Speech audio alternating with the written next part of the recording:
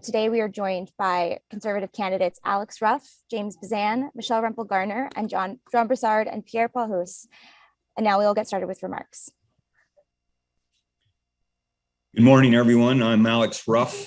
I'm going to speak this morning really from my perspective as an Afghan veteran with 2 tours in Afghanistan and share what I've been hearing from a number of my colleagues, Afghan veterans, Afghan Canadians, journalists, and all sorts of people that I've been hearing from and have been reaching out, basically in disgust, embarrassment, and really ashamed at the lack of action that Canada's been taking in the current government to deal with this ongoing situation, the humanitarian crisis in Afghanistan. We lost 158 Canadians in Afghanistan, and one of the questions a lot of them are now asking themselves, was it worth it? The answer for me is yes, it was, but only if we do the right thing now. We need to step forward. We need to help these Afghans that helped us and Canadian citizens. I know personal people that I've served with that are still in Afghanistan, and they need to get out. They need their help. Their lives are on the line. The Taliban don't play by the international rules of law. They're not a legitimate organization. They're hunting these people down and they're killing them. Canada needs to do the right thing and get these people out. This should have been no surprise to Canadians or our government. This was forecasted months ago when the US announced their withdrawal, and we should have had a plan. So I'm calling on the government to do the right thing and get these Afghans and these Canadian citizens out of Afghanistan immediately. Thank you. Good morning, everyone. Afghanistan has fallen to the Taliban, and the Kabul airport is completely surrounded. Now, the United States military controls the airport complex, but the Taliban could challenge that at any moment. We have unknown numbers of Canadian citizens and many Afghan interpreters and support staff trapped with no way out. Embassy staff are gone, and consular communications with those Canadians and Afghans left behind is barely existent. Thousands of Afghan support staff and their families have been waiting with their bags packed and passports ready for weeks, in some cases months. We have Canadian Armed Forces assets, troops, and cargo aircraft capable of extracting everyone in the region, but the planes that are returning home now are half empty, while our people in Kabul desperately hide from the Taliban until Canada is ready to pull them out. Now, Conservatives have been imploring this government to reestablish the pathway for Afghan support staff for years, but those pleas fell on deaf ears. The government must act, and act now. Minister Mendocino, Minister Garneau, Prime Minister Trudeau must give direction to the military to land those planes and rescue all our people before it's too late. Our men and women who served in Afghanistan are telling us daily their interpreters and others are in grave danger. Their houses are being broken into by the Taliban. They are dodging Taliban checkpoints to show up at the airport only to be turned away. They are burning all their documents connecting them to Canada because they know they will be killed if they are caught. Every day, the narrow window of opportunity to evacuate to Canada grows smaller and smaller. Our troops who served in Afghanistan understand this better than anyone, and they would fly there themselves to pull these people out if they could. Bureaucratic support staff cannot direct a military mission. Now, the Canadian Armed Forces are the best in the world at this kind of operation, and they're ready to go. But they need a prime minister who will actually give the orders. Unfortunately, Justin Trudeau has been naive, disinterested, and apathetic when it comes to our interpreters and support staff in Afghanistan. Thank you. The Taliban is a listed terrorist organization in Canada. Public Safety Canada describes the Taliban as an Islamic fundamentalist political movement in Afghanistan that uses terrorist attacks, including the extensive use of IEDs and suicide attacks, to further its political objectives, and has been known to carry out a number of attacks on girls' schools in particular. The Taliban has a long-standing history of brutally eliminating political opponents, civilians, and enforcing a system of oppression on women and girls.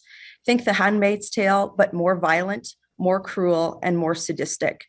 They've also given safe haven to other extremist elements like Al-Qaeda. Yesterday, analysts on Canadian television, like my colleague Mr. Ruff said, described how the Taliban in recent months, since the announcement of the planned withdrawal of American troops, have been rapidly claiming control over rural outposts and bases that have been vacated by American forces. So there's no excuse for the Trudeau Liberal government to express surprise about the humanitarian situation that is happening in Afghanistan as we speak, even though that is the exact wording Canada's Foreign Affairs Minister used yesterday.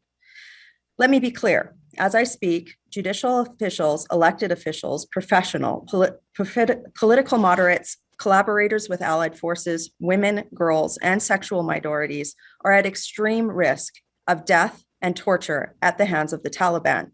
Today is a day for empathy and for action. With reports of upwards of 30,000 Afghanis fleeing the country per day, the world could be facing a refugee crisis of Syrian proportions in short order, and there is a high risk of all women in Afghanistan being subjected to extreme gender-based violence. The time to prevent future atrocity crimes in Afghanistan is today. Currently, Conservative incumbents are also receiving a high volume of frantic calls from constituents and NGOs with family members attempting to flee Afghanistan. Their lives are in danger and they need an immediate response from the Liberal government. However, we are receiving out-of-office emails and disconnected phones from Liberal ministerial office staff who would normally handle these requests, because I suggest that some of them may have taken leave to work on campaigns.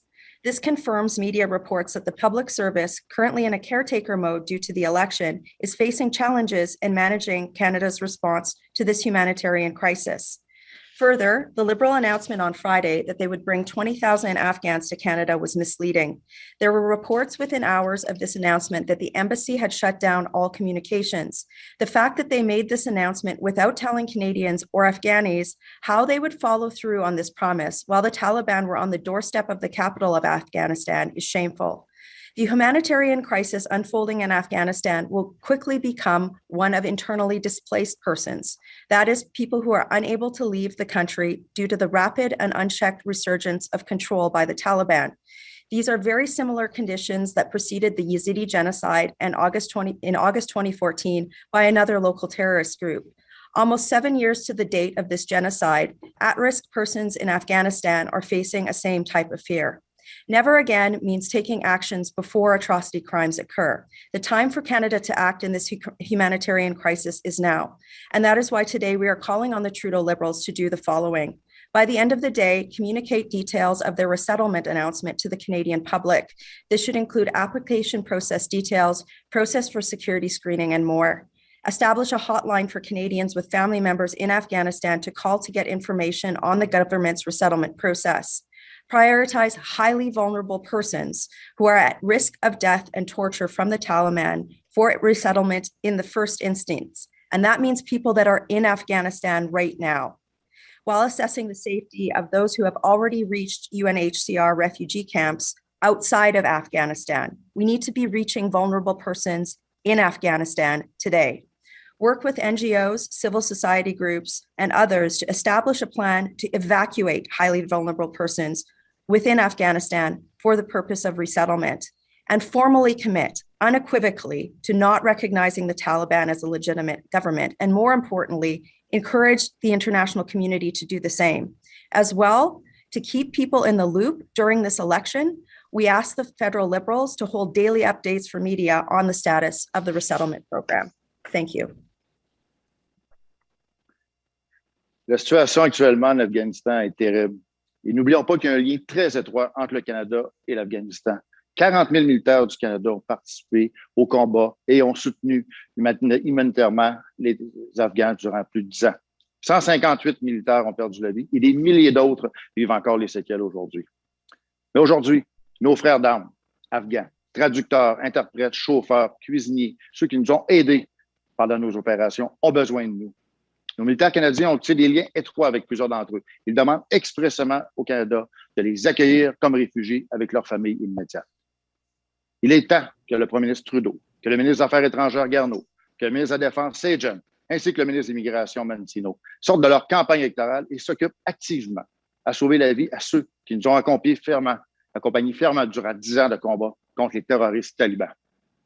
Et jamais, jamais un gouvernement conservateur ne reconnaîtra un gouvernement taliban. Et aujourd'hui, il est temps d'aider ceux qui nous ont aidés. Well, as the Shadow Minister for Veterans Affairs, it's been an incredibly emotional 5 days for Canadian veterans. I've been dealing with Afghan veterans who have used their resources, financial or otherwise, and their contacts to try to keep those who have helped our Canadian forces stay safe and to extricate them from Afghanistan. The situation is critical and dire as the safe houses and security that our Afghan veterans have provided at their own expense while fundraising have collapsed. You can imagine the anxiety that many Canadian veterans are feeling. Bonds were built with the Afghan nationals who helped our troops, and there's grave concern for their safety. I'm hearing stories, as many of you are, about the Taliban hunting down those who have helped foreign governments, including the Canadian government and our troops. And over the course of the last several days, I've been providing lists of Afghan families to Minister Mendocino, provided to me by our veterans. The names on those lists have been vetted and they are ready for extrication. Our veterans are asking that the Canadian government, and in particular the IRCC, work with them directly to assist in helping to extricate these people and their families. And all across Canada, the group of Afghan veterans have also been coordinating and preparing resettlement plans within our communities to assist with housing and work. Locally, I've been in contact with Barrie community leaders, those within our Afghan community who are prepared to help and are willing to do so. We just need to get them out as soon as possible. And I'm asking on behalf of our Afghan veterans who I've been working with over the course of the last week, who are really engaged, but also extremely concerned about the fate of their loyal friends and their families who are still in Afghanistan, that the government focus on working with these group of veterans to help the Afghan nationals and their families who've helped us. Thank you. We will now be taking questions. As a reminder, one question and one follow-up. Nous allons maintenant répondre aux questions. Pour rappel, une question et un suivi. Our first question comes from Ryan Tamility, National Post. Yeah, hi there. You talked about it a little bit about the instability at the airport in Kabul. I'm wondering if you would be concerned about sending Canadian planes or Canadian forces into Kabul right now with the airport not secure and with, you know, the scenes of chaos, I guess, that we have seen there.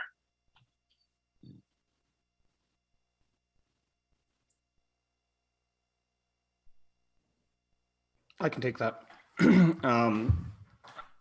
Our troops are among the best in the world, and they're prepared to deal with these types of situations. We're working closely with our allies, but there is a huge humanitarian crisis going on right now. And we have to do everything possible, as our troops want to do, as our Afghan veterans have been saying.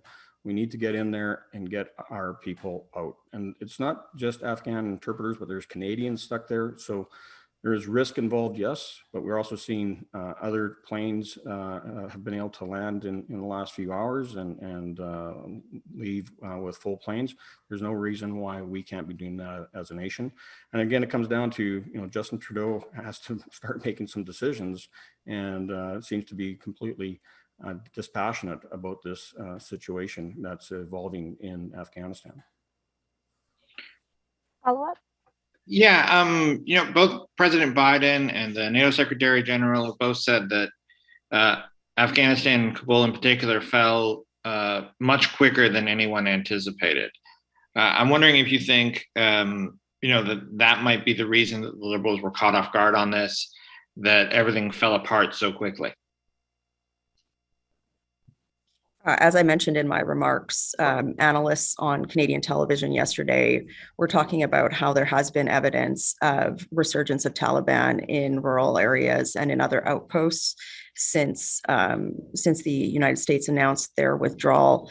But right now, today, I want to reemphasize what everybody here has said, and that is the Canadian government has made a commitment to resettle people who have served with Canadian Armed Forces and other vulnerable persons in Afghanistan, and we need details on that. They have to have a show of empathy, and the time to act is today.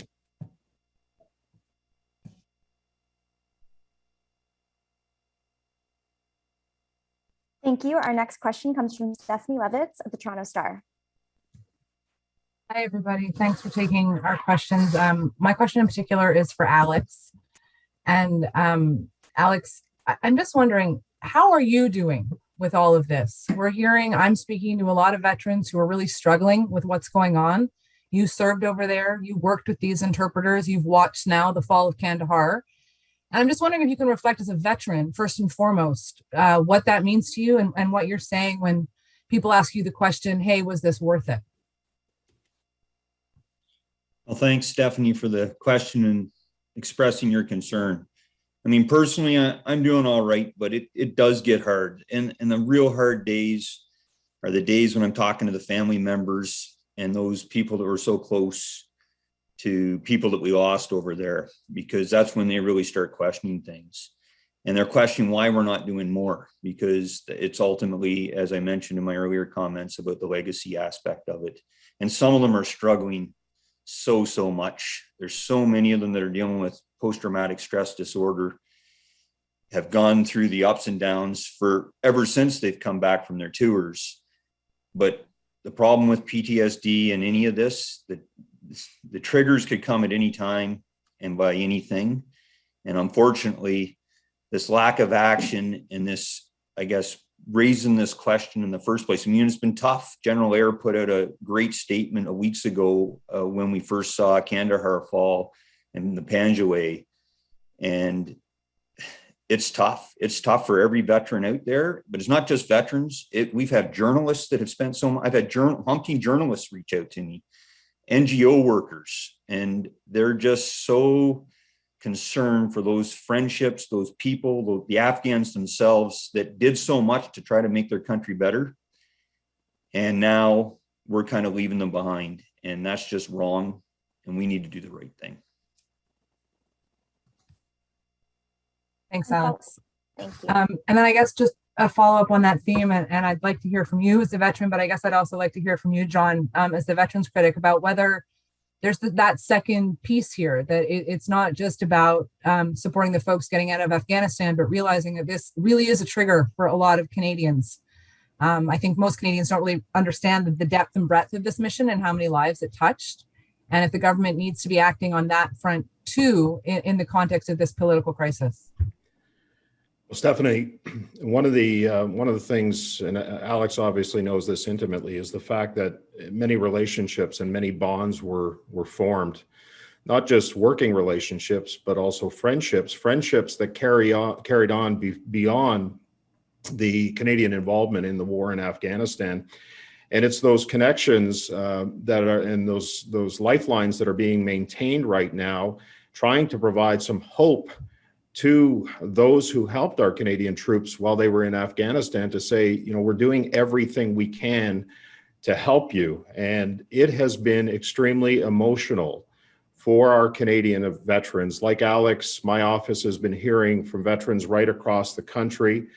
The issue of mental health among our veterans is at a critical point right now, I believe, Stephanie, because they're watching what's going on. They're feeling helpless about what's going on.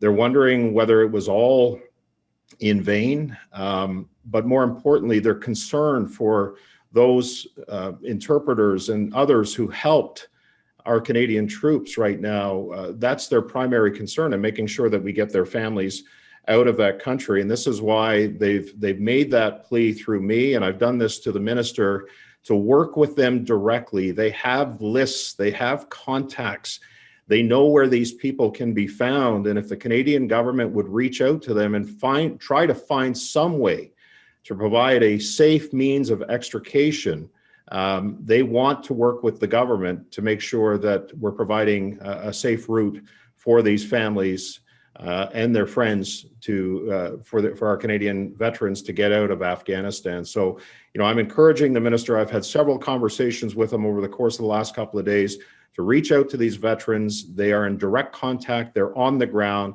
and they want to be able to help IRCC or any other government agency as best they can to make sure that they get their friends and their families out of Afghanistan quickly and as safely as possible. And Stephanie, just to expand on the second part of your question there about the mental health aspects and the support, I just encourage anybody watching this that's a veteran or knows somebody that serves and their families, reach out, do the buddy check, touch base with them because they are struggling right now. So just every Canadian can help here right now. Reach out and help those that might be struggling. Thank you. Our next question goes to Marie Vestel at La Devoire.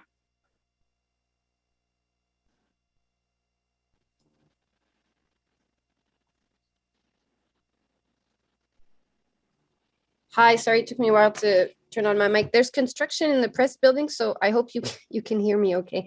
I don't know if my question is for Madame Rempel Garner or another one of you, but I wanted to touch on the 20,000 Afghan refugee special immigration program that the government has announced. I wonder, because this crisis won't be over on September 20th when the election happens, and were you to form government, would you keep that special immigration program? Would you welcome more refugees or less refugees? And how would you get them out if you don't want to recognize the Taliban as a government? Would you be open to discussing with them or negotiating them to ensure that you can get people out? Like, is there room for discussion? So first of all, of course, a Conservative government would make a commitment to continuing to resettle vulnerable persons in Afghanistan. In fact, it's been our party that throughout the Liberal majority government years, we were pushing them to address the issue of repatriating interpreters and more. The other thing I would point out on our track record in this is actually it was the work our party did in demanding that the government resettle internally displaced Yazidis who are undergoing genocide, as opposed to just reaching into UNHCR camps, because the most vulnerable persons who are subject to atrocity crimes often can't leave the country due to their persecutors being there or being in UNHCR camps. I think it's long overdue, as we've been calling for many years, for Canada to lead the charge on global resettlement policies as it pertains to refugees, because oftentimes those who are in most need of resettlement are those who are in situ in a country where atrocity crimes are unfolding. Given the history of the Taliban and given their track record on women and girls, I sit here shaking and vibrating for fear for these women, because I've seen this before with the Yazidi genocide. It's not good enough for this government to just sit here and not have some sort of action plan. The calls that we are getting into our offices from people who are frightened, it's bringing me back to August of 2014. It's bringing me back to those terrified calls of people knowing what's going to happen and us not having an answer for that. This has to be addressed today. So of course our government is going to, as we always have been, when we were in a Conservative majority government, commit to resettling the world's most vulnerable persons. But as I saw Marco Mendicino on TV last night, to just give talking points and no plan is irresponsible. People are on the move in response to this Liberal announcement, and to not have details or any resources for people to reach out to in this time makes the situation worse. They better have an announcement for these people by the end of the day. And just on the idea of whether you would be willing to negotiate or discuss, or whichever word you want to use, with the Taliban to ensure that you could get those people out eventually, would you be open to that? And if not, then how would you go about it? And if I can just ask a little clarification of you, Mr. Bezan, just to clarify what you answered Ryan, it was my understanding that you said that yes, you would send military in Kabul despite the airport not being, the security not being safe at the airport right now. Can you just confirm that I understand that correctly? You would send planes despite the risk? What I said is that we working with our coalition partners to get planes in and out, and as long as there's planes flying in and out, Canadian aircraft should be going there, along with our special operation forces that are sitting staged, ready to deploy to protect them on the ground and to get all of our Canadians and Afghan interpreters and their families on those planes and back to Canada. And, we've been very clear, we will not be recognizing the Taliban as the legitimate government of Afghanistan. So this is about this window of opportunity right now to get there and get as many people out before harm befalls them. September 20th is too late for these Afghanis. And to be predicating action on a preposterous notion of negotiating with the Taliban does a disservice to the potential atrocity crimes that are about to unfold in Afghanistan. The time for Canada to act is today. And again, just to reemphasize, the Prime Minister made this announcement on Friday, knowing that he was going to call an election on Sunday. This is his responsibility to address today. Thank you. Our next question comes from Andrew Lawton, True North. Good afternoon. I know the previous Conservative government was a proponent of the Afghanistan mission, and I'm curious if there's any reevaluation of Canada's role in this mission, and more forward-looking, how what's happening here would shape a future Conservative government's approach to similar interventions. Well, I'd like Alex to actually follow up on this, but I think all of our members of the Canadian Armed Forces who serve there, those that are currently in uniform and those that were in uniform, are proud of the work they did there, and they should be, because they provided a great deal of peace, security, and opportunity for Afghanis that were opposed to the Taliban. We need to make sure that going forward that we'll be working with our international counterparts. And yesterday in our platform that was released, we talk about how we're going to work in the Middle East and with other international partners to bring increased peace and security. So we take this seriously. We believe that Canada has a role to play in these international affairs, and when we have to send in our armed forces to defend those that can't defend themselves, we'll do that with our coalition partners. I know that those that serve are always prepared to deploy and deal with these circumstances, because it's in Canada's best interest to take away opportunities for organizations like the Taliban to grow more terrorists and attack us here at home. Alex? Yeah, so as a follow-up to what James said, our Canadian Armed Forces, and maybe I have a biased opinion, are the best trained in the world. We don't take any mission lightly, and we're prepared for it, and there's no risk-free mission, and that's not what our Canadian Armed Forces personnel sign up for. If you ask them on a one-on-one case basis, I don't think you'll find a single one that wouldn't be willing to go in and do the right thing right now to get these Afghans out. To go, Andrew, to your question about, reevaluating, well, I can only speak from my personal opinion and personal perspective, but there's a whole generation of young girls that got educated, that are growing up knowing that they have options available to them. And I think that's the fundamental change, by planting that seed of hope and inspiration to that country, that's going to make the difference long term. Unfortunately, it's a major setback. In fact, I'll even use the word failure of what's gone on with the the coalition, our own interventions in Afghanistan. But I am still hopeful and optimistic that eventually the Afghan people themselves will rise to the occasion, and that country is going to be better off because of our intervention there over the past decade and a bit. Andrew, follow up?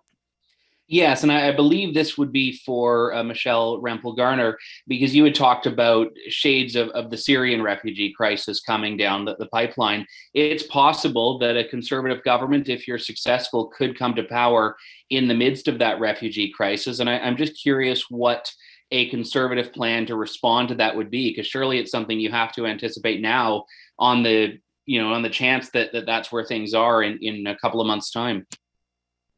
Well, we would start with the principle of compassion and empathy. Canada has a long track record of welcoming those who are most vulnerable in need. And I think that's the track record of our party. And that's the principle that we would use in setting policy in this regard. But there's also principles of prevention, which I believe where this Liberal government has failed. And as well as responding to those who are stranded in situ with a strong and compassionate international aid program as well. These types of issues are best, responses to these issues are best resolved in partnership with civil society groups, NGOs, and international partners who are on the ground and able to provide updated situations. And I think that our party, given the work that we did on the Yazidi resettlement program and response there, and now has some very good feedback and thoughts on how to perhaps even restructure and make current international resettlement programs more effective by advocating for change to ensure that the most vulnerable persons and those who are most at risk to atrocity crimes are prioritized for resettlement. We outlined many of these principles in our Pathways to Canada immigration policies in 2018 as well as in 2019, but that principle and compassion and empathy would be what we use to lead our policy. And this is why we're here today, is to saying that the Liberal government just to sit there and put their immigration minister out, he's out campaigning today. That's not going to save these people who we have been advocating for so many years. September 20th is too late. They have to do that today. So of course, we understand our obligation. And I just want to let Canadians know that we lead with compassion and empathy and understand that's why we're having this press conference today. Should we form government, that principle would certainly continue. Michelle, can I just add as well that, and I mentioned this in my opening remarks, Andrew, that the Afghan veterans are already coordinating resettlement plans for refugees. So there is a concerted effort now among our veterans to do that. But it's also, there's a large cohort of Canadians of Afghani descent as well who live in the Greater Toronto area. There are those in my community. In fact, just before this press conference, I had Zarmina, who's a good friend of our family, come to my office, and she was crying because she's concerned about her family who still lives in Afghanistan. She's concerned about the girls that she would teach to play hockey in Afghanistan. She wrote a book called The Hockey Girls of Kabul. And she was extremely emotional. So Canadians are there to help. We know that there's a humanitarian crisis going on. Canadians have always been there to help, and they're prepared. Not just our Afghan veterans and their groups are prepared, but the large cohort of Canadians of Afghani descent are prepared to help in any way they can as well. Thank you. Our next question comes from Brian Lilly at the Toronto Sun. Good morning, or I guess good afternoon now. The Prime Minister yesterday would not say whether or not he would recognize the Taliban as the legitimate government of Afghanistan. His Foreign Affairs Minister, Mark Garneau, said he would wait and see. This morning, after making many statements about Afghanistan, including that he had spoken to Hillary Clinton about the issue, he only said he would not recognize the government or the Taliban as the government of Afghanistan after being questioned. I'd like your response to his change. Do you welcome it, or how do you view this change of position from Justin Trudeau in the middle of the election? I don't think Canada under Trudeau has taken a leadership role or really stood for anything when it comes to our position in the world. I think that is the legacy of the Trudeau Liberal government. This is a very clear instance where the Taliban is a listed terrorist organization. As my colleagues have talked about, Canadian men and women have served to fight them. The Liberal government should not only have been unequivocal in this, but should also be out today organizing the international community to take the same approach. This wait and see approach is, it's unconscionable. And frankly, I think it's un-Canadian. Follow-up? Perhaps we can stick with Michelle then, and I'll ask, this is a government that says that they run a feminist foreign policy. This is an organization that has already gone into many jurisdictions and told women, don't come back to work You can send your male relatives to take over your jobs. The Taliban is making noises, but does this undermine the government's claim to run a feminist foreign policy? I just cannot imagine being a woman in Afghanistan today. I can't. I have so much empathy for these women, for their families. I have a constituent who has daughters in there right now, and she's beside herself because we know what this group does to women. For all the bluster that this government, Canada should be, the international community, if they're serious about gender equality, needs to be doing everything they can do to protect these women, to somehow pretend that like things might be different this time by questioning whether or not they would entertain recognizing the Taliban as a government after what they've done to women. As a woman, I can't. This is where the rubber hits the road when somebody makes a statement like, I'm a feminist. Well, what about these women? Are they not worthy because they're in another country? Are they waiting to see if they can negotiate with the Taliban, with a listed terrorist organization? All that needs to be put into the context of a terrified woman in Afghanistan who knows what's about to happen. And if Canada is truly to hold up to its reputation of purportedly supporting the rights of women and girls around the world and ending gender-based violence, taking principled stands when it counts is what matters. So again, we do not have time to waste as a country or an international community. We need to take these concerns for the serious ones that they are. And that is that every woman and girl in Afghanistan today is in grave danger, and there needs to be a response. So certainly, as we've all emphasized today, the action on resettlement is a good first step. But again, the Trudeau Liberal government called an election knowing that this was unfolding. And I just think that is shameful. Thank you. And our last question today comes from Lee Berthoum at the Canadian Press. Yes, thank you for talking to us today.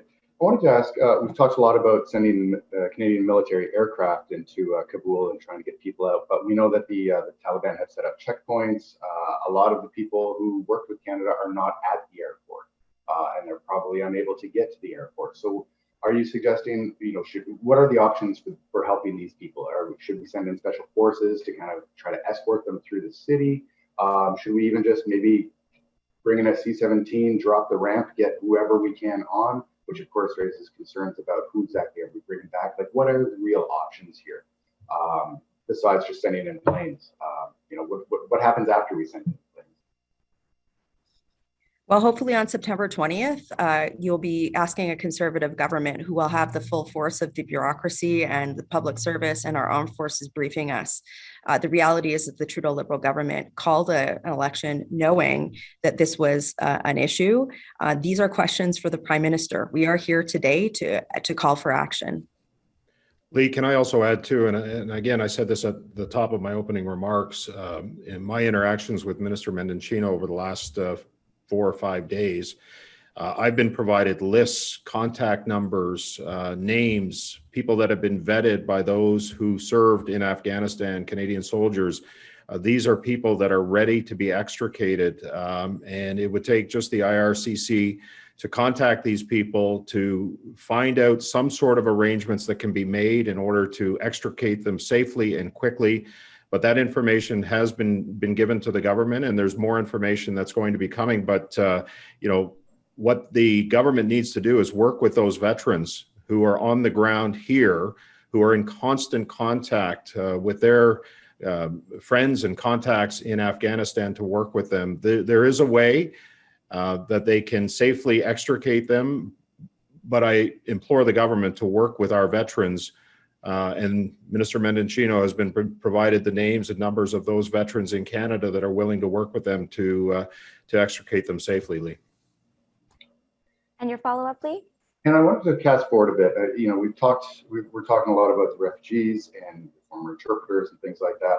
I'm wondering about Afghanistan and the Taliban government itself. We've seen reports about the Taliban having captured large amounts of weaponry. We've seen U.S. weaponry in particular. We've seen kind of reports about foreign fighters having flowed in during this final offensive and being heavily involved. All of which makes me think about Iraq and the Islamic State and how all of that, this vacuum, the Islamic State came from this vacuum. So is there anything Canada, understanding we're only one player in all of this, the U.S. is in the lead, is there anything that we can or should be doing to prevent, Afghanistan, the ultimate goal is to make sure it didn't become a terrorist haven again, to prevent that from happening? And do you think there's been enough of a focus on that?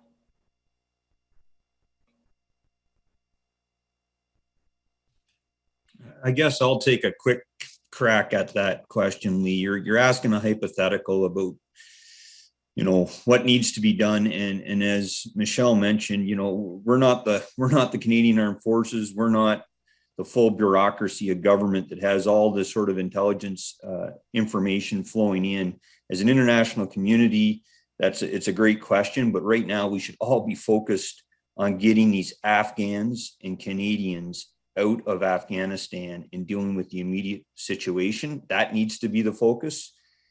You're asking a great sort of foreign policy future sort of discussion about how do we deal with this and ensure that Afghanistan doesn't become that future hotspot or breeding ground for terrorists going forward. But at the same time, I think we really need to stay focused on the crisis, the humanitarian crisis that we're dealing with right now. Thank you, everyone. Seeing as that there's no further questions, this now concludes our press conference. Merci, ceci conclut maintenant notre conférence de presse.